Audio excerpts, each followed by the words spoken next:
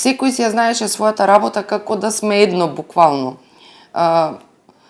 Ние како доктори кои што бевме во првите редови, доктори специјализанти кои што ги носеа, ги преносуваа исто пациентите нагоре, па кој како што влошува, анестезиолозите во карил.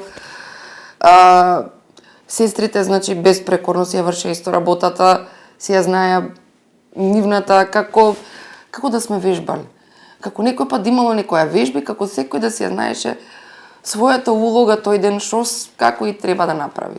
Од хигиеничар до доктори, буквално. Првите 50 кои што се испратија беа во многу тешка состојба, и општа состојба, плюс и опекотините кои што беа по телото.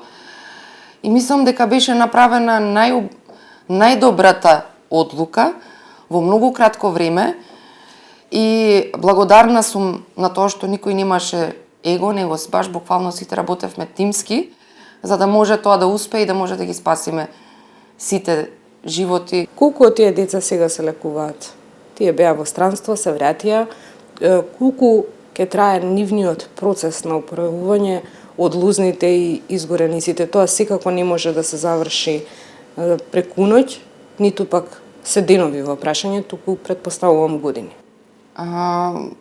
Значи се уште имаме на клиниката за пластична хирургија, можам да кажам околу 10 сега се, но сепак се и повеќе, пошто ние имаме и доктори кои што ни доаѓаат од странство меѓувреме, со кои што комуницираме и они ги прегледуваат и они даваат своји сугестии, своји искуства, пошто не верувам дека има земја која што може да се справи